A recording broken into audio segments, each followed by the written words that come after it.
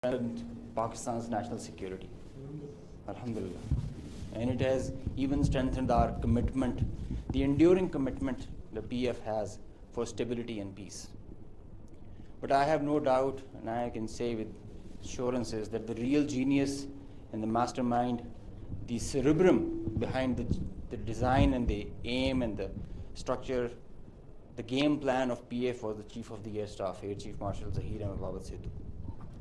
He asked us to do three things in our response: re-establish deterrence, neutralize key threats, retain control of air. And I will show you in my presentation how we try to do that. Slide. During the befitting response that we generated in our first episode, we attrited the IF's pride, the Rafales, resulting in this entire fleet almost coming to a standstill in a ground position. You could see that they were not flying after that, at least not close to their western border. This reduction in flying to bare minimum actually reduced their liberty of action. They curtailed their options. Slide. This is the Pakistan's air defense environment. Pakistan air defense environment is offensive, it's integrated, it's credible. And I'll show you. IF initiated having no space with their manned aircraft. They initiated with their unmanned aircraft operations, targeting Pakistan's civilian population and their infrastructure. Here you see all these spots all across the swath of drones and UAVs who are coming inside our territory, which is being picked up by all our radars from the moment they were entering, even before that. Slide. Now, PF's air defense environment is suitably configured to detect enemies' low RCS radio radar cross-section, high and slow speed platforms.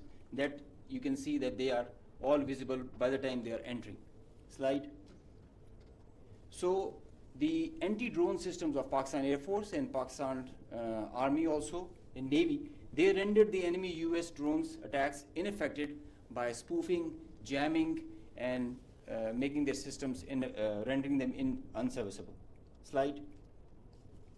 All drones with low cross-section also were detected, rendered useless through utilization of the indigenous GPS jamming systems that we have, the data and the SATCOM link denial that we created through our indigenous systems that we have made ourselves.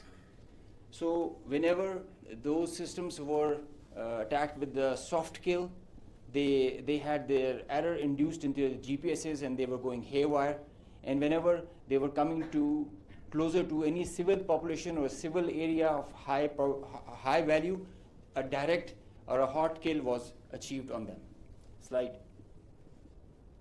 So here you can see they were neutralized mid-air with the hard kill whenever they were coming close to any population or any area. Being in a sparsely populated area, they were left all alone and they were applied with the soft kill. Slide. Now, after that, when the US chapter was over and they were fearing PF's retribution, in utter desperation, the IF resorted to a highly escalatory, very irresponsible surface-to-surface and long-range vector application.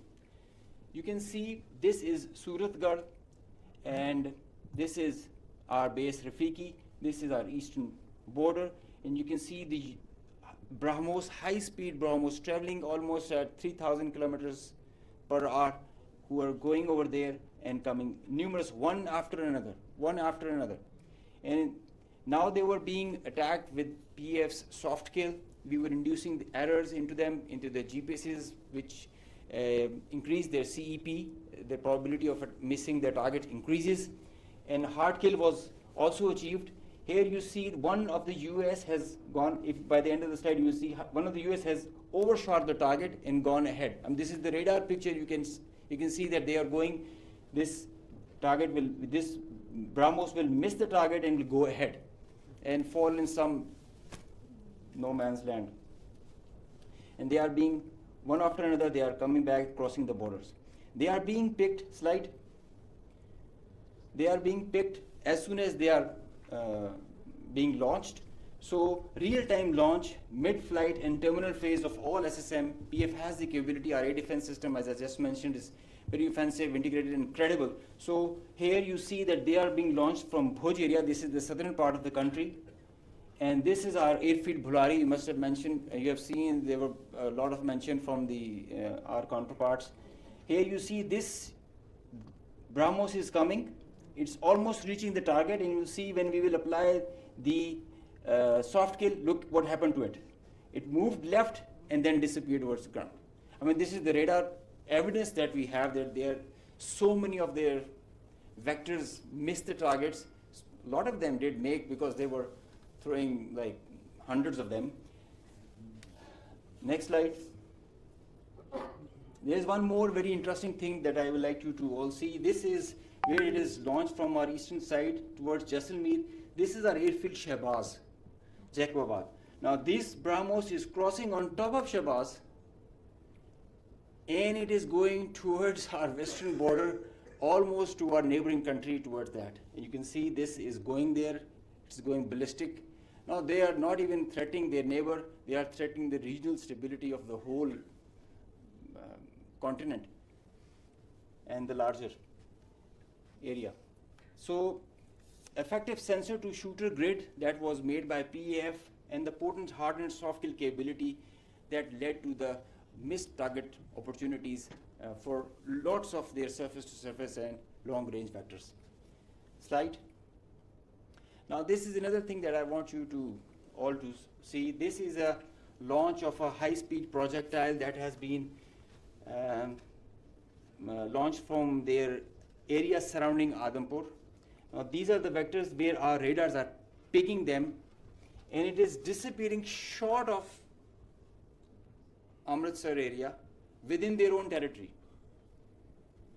I mean, this is the most absurd kind of a targeting psychology or practice that you would see, that you are not only targeting neighboring countries to your enemy, if they consider it, and your own people as well, jeopardizing their safety.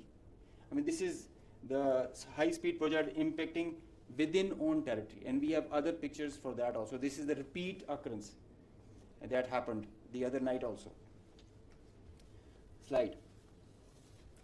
Now the PF's response, I would like you all to pay attention to that, because this is kind of a dizzy slide, but I will go one by one so that it's all clear.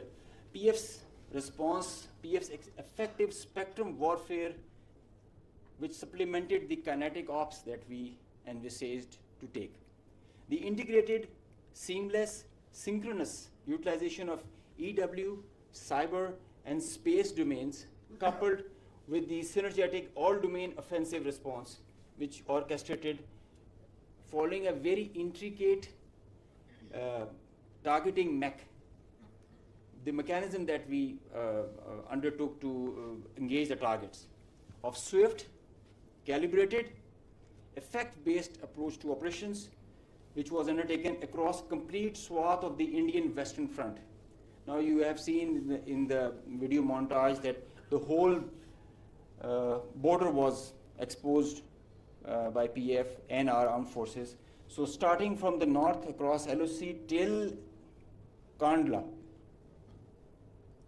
with targets including airfields, ammo dumps, as far and as deep as Delhi. I mean, you can say something about Islamabad, which is a stone's throw distance, and Delhi, with, as the DG-ISPR mentioned, some other cards up our sleeves with more ranges. The Barnala C2 center, which is the heart of their IACCS, and other airfields, Nalia, Bhuj, and Kandla, as they mentioned. You can see, Google it also so that you can see the effects. PF's hypersonic missiles, unmanned force, stand-up weapons, and long-range vectors all were on the menu for the multi-domain operations that we undertook. So PF's utilization of niche and disruptive capabilities struck deep inside the enemy. And this was There were like hundreds of drones that were there. Hypersonic, engaged targets, deep, precise, lethal, destructive. Slide. Just go back. I will explain the slide that is coming ahead. So our aim was to achieve ascendancy in effects so that we manage the escalation. Throughout the conflict of whatever length it was, we had the escalation management at our side. So within a short span of time of couple of hours, we had really saturated our friendly neighborhood. Next slide. This much talked about S-400 threat. As I mentioned that we were giving special attention to the Rafales in the air, so we gave our remaining part of our attention to the S-400 on ground. Now identifying S-400, attacking them is a easier part than identifying it on ground because it is mobile, it's a high value thing, and you guard it. It's kind of a center of gravity. So we were tracking through our satellite imagery well before the hostilities, as we usually do. So we had pinpointed S-400. As you can see, we knew that this is parked. It's cheeseboard radar, and the other part of the radar, the other constituents of the whole S4 battery. Slide. These coordinates, go back. These coordinates were ortho-rectified by our space department, so that you have a very precise engagement. Whenever you are throwing and employing long-range vectors, you really need very precise coordinates so that you don't miss. So S-400 was at Adhampur was targeted like that. Next. As I mentioned, some niche technologies and capabilities were employed. So our loiter munition and killer drone strike at PF. At Udhampur, you can see this was their complex and command and control, magnified before and after. It's not there. Now these kind of pictures, loads of pictures are there for targets. So I need not to show them. They were saying it themselves, as you saw on the montage.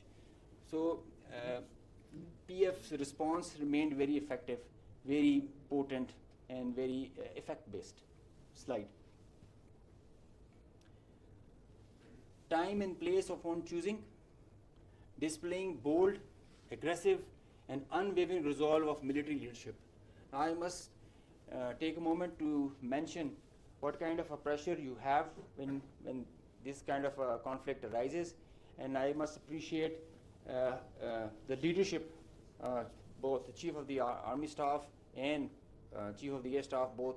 They were both very resolute and very clear in giving instructions to all of us who are the players towards the Navy, Army, and the Air Force. And that is perhaps the reason we were so sure about it, what we have to do.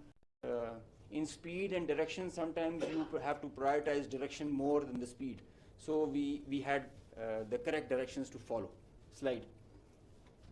With unprecedented reach, precision, lethality, while avoiding collateral, as we have seen in the video montage. PF hit maximum number of IF airfields in a single operational package since 1971, because they crossed the international border since that, so we had to do that. Slide. While re-establishing deterrence, Pakistan negated the setting of a new normal under the hegemonistic design of a supremacist regime through swift and effective response. Slide. On a closing note, from Pakistan Air Force, PF remains committed to ensure Pakistan's airspace sovereignty and pursue peace with strength. Thank you.